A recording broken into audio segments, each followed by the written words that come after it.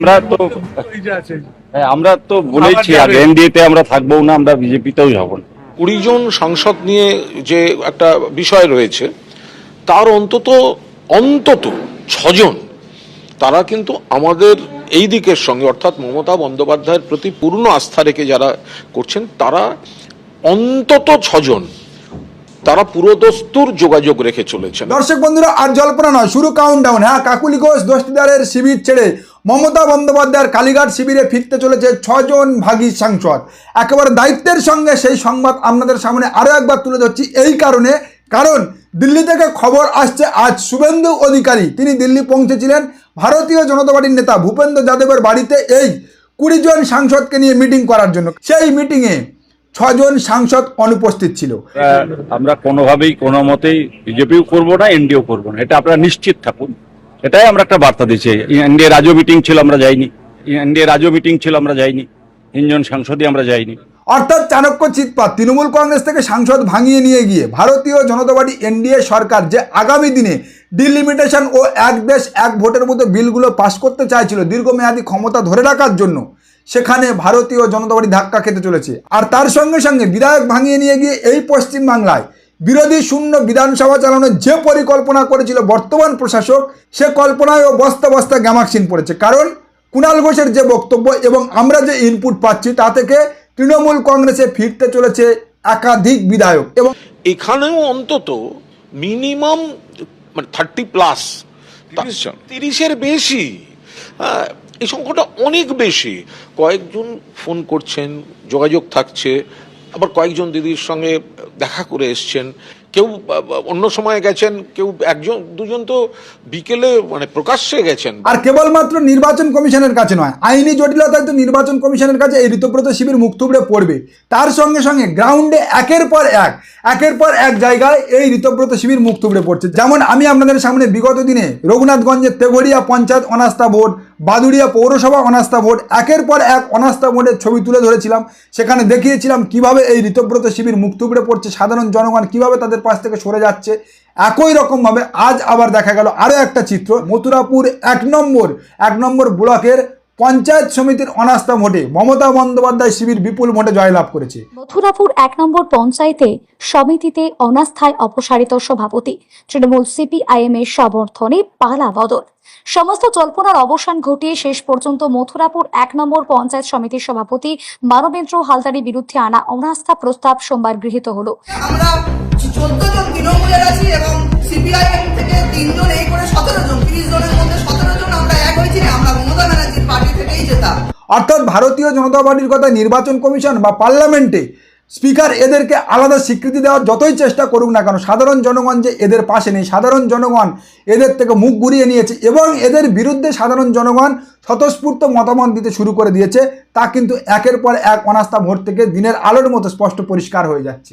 কিন্তু বিজেপির যে ডাউনফল শুরু হয়ে গিয়েছে তা একেবারে দিনের আলোর মতো স্পষ্ট হয়ে যাচ্ছে কালকের আরও 2টো বিধানসভা উপনির্বাচনের ফলাফল থেকে।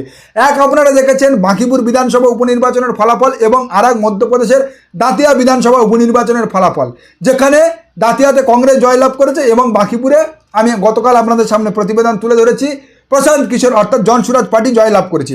আর এই দাতিয়া বা বাঁকিপুরের বিধানসভা উপনির্বাচনের ফলাফল নিয়ে যদি মনে করেন তা সর্বভারতীয় রাজনীতিতে বিরাট কিছু নয়, মাত্র 2টো বিধানসভা উপনির্বাচনের ফলাফল, তাহলে ভুল করবেন। কারণ এই যে বাঁকিপুর বিধানসভা, সেই বাঁকিপুর বিধানসভা হচ্ছে ভারতীয় জনতা পার্টির সর্বভারতীয় সভাপতি নীতিন নবীনের বিধানসভা এবং যে বিধানসভায় ভারতীয় জনতা পার্টি 2020 সালের পর থেকে টানা রেকর্ড জিতে আসছে।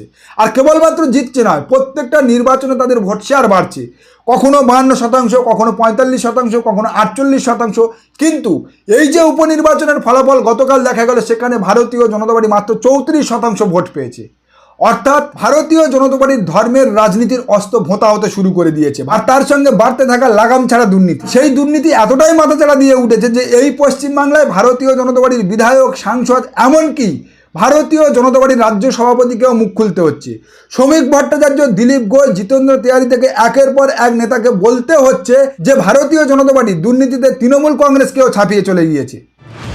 4 মে থেকে 4 আগস্ট মঙ্গলবার পশ্চিমবঙ্গে বিজেপির সরকারের 3 মাস হবে, কিন্তু তার আগেই যেভাবে বারবার বিজেপির রাজ্য সভাপতিকে তোলাবাজি বন্ধে বার্তা দিতে হচ্ছে তা নিয়ে জল্পনা জোরালো হচ্ছে।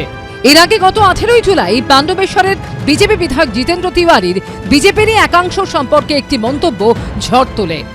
15 साल में तृणमूल कांग्रेस का लोग जितना बड़ा गुंडा बना था, 2 महीना में हमारा आदमी लोग उससे ज्यादा बड़ा गुंडा बनने का कोशिश कर रहे हैं। आदमी का जीना मुश्किल कर दिया है हमारा पार्टी का आदमी लोग। वो लोग महीना में 4 गो क्वार्टर दखल करता था, तो 1 हफ्ता में 4 क्वार्टर दखल कर रहा है। শুনলেন তো, মানুষের বাঁচা মুশকিল করে দিয়েছে ভারতীয় জনতা পার্টির কর্মীরা। এতটাই তোলাবাজি শুরু করে দিয়েছে, মাত্র 3 মাস ক্ষমতায় এসে মানুষের বাঁচা মুশকিল করে দিয়েছে বলছে পাণ্ডবেশ্বরে ভারতীয় জনতা পার্টির বিধায়ক জিতেন্দ্র তিওয়ারি। না, কেবলমাত্র জিতেন্দ্র তিওয়ারি নয়, এবারে আপনাদেরকে শোনাবো দিলীপ ঘোষের কথা। দিলীপ ঘোষ আবার 6 মাস টাইম দিচ্ছে, যে 6 মাস আর দেখবো, তোলাবাজি না থামলে ব্যবস্থা নেবো। তলাবাজি সংস্কৃতি এত সহজে উঠে যাবেন ভাবার কোনো কারণ নেই। পুলিশকেও বলা হয়েছে এরকম কমপ্লেন এলে তাদেরকে অ্যারেস্ট করা, ব্যবস্থা নেওয়া। আর পার্টি সব নজর রেখেছে, ভাববেন না এরকম 6 মাস যেতে দিন, তারপরে পার্টি সব হিসাব করবে। ভাবুন তাহলে, আমার দিলীপ বাবুর কাছে কেবল একটাই প্রশ্ন, কেন 6 মাস কেন? আপনারা তো বলেছিলেন দুর্নীতিমুক্ত সরকার তৈরি হবে। তৃণমূল কংগ্রেস তোলাবাজি সিন্ডিকেট করে, যে কারণে এই পশ্চিমবাংলার সাধারণ জনগণ ভীতসদ্য হয়ে গিয়েছে। আপনারা ক্ষমতায় এলে, ক্ষমতায় আসার পর থেকে এই পশ্চিমবাংলায় সিন্ডিকেট, তোলাবাজি, দুর্নীতি বন্ধ হয়ে যাবে। তাহলে এখন 6 মাস কেন? 6 মাস কি ছাড় দেওয়া হচ্ছে যে ভারতীয় জনতা পার্টির নেতাকর্মীরা লুটে পুটে খেয়ে নিক পশ্চিমবাংলার বাঙালিকে, তারপরে তাদের বিরুদ্ধে ব্যবস্থা হবে? আচ্ছা, দিলীপ ঘোষ গেল, এবারে আমি শ্রমিক ভট্টাচার্যের বক্তব্য আপনাদেরকে শোনাই। দিলীপ ঘোষ তো 6 মাস দিয়েছে, শ্রমিক ভট্টাচার্য তবু সেই 6 মাসের রাস্তায় হেঁটে আবার বলছে একটু 15 দিন দেখা যাক, 15 দিন পরে না হয় ব্যবস্থা নেওয়া যাবে। বিচ্যুতি দু এক জায়গায় আছে, কিন্তু কোনো বিচ্যুতিকে দীর্ঘদিন মানা যাবে না। সরকারের নীতি এ ব্যাপারে 0 টলারেন্স। আরো 15 দিনের সময় দেখছি আমরা, তারপরে যেটা হবে বুঝতে পারছি। ভাবুন তাহলে, একটা দলের বিধায়ক, প্রাক্তন সভাপতি, বর্তমান সভাপতিকে প্রকাশ্য সংবাদ মাধ্যমে বলতে হচ্ছে যে আমরা দুর্নীতি মুক্ত প্রশাসন তৈরি করতে পারিনি, দুর্নীতি থেকে পশ্চিমবাংলার জনগণকে রেহাই দিতে পারিনি, ভারতীয় জনতা পার্টির কর্মীরা দুর্নীতি করছে, দুর্নীতি চালিয়ে যাচ্ছে। তো আমার শ্রমিকবাবুর কাছে প্রশ্ন, 15 দিন কেন ছাড় দেওয়া হবে? কেন 15 দিন পশ্চিমবাংলার জনগণকে এই তোলাবাজদের হাতে আপনি ছেড়ে দিচ্ছেন? তোলাবাজিটা করে নেওয়ার জন্য? আপনারা তো প্রতিশ্রুতি দিয়েছিলেন এই পশ্চিমবাংলায় ভারতীয় জনতা পার্টি সরকার আসার পরে নাকি তোলাবাজ, গুন্ডা, মস্তানদের পা কেঁপে যাবে। তাহলে আজ আপনাদের বক্তব্য তো এটা প্রমাণ করছে আসল তোলাবাজ, গুন্ডা, মস্তান হচ্ছে ভারতীয় জনতা পার্টির ক্যাডাররা, ভারতীয় জনতা পার্টির কর্মীরা। আর কোথায় গেল শুভেন্দুবাবু?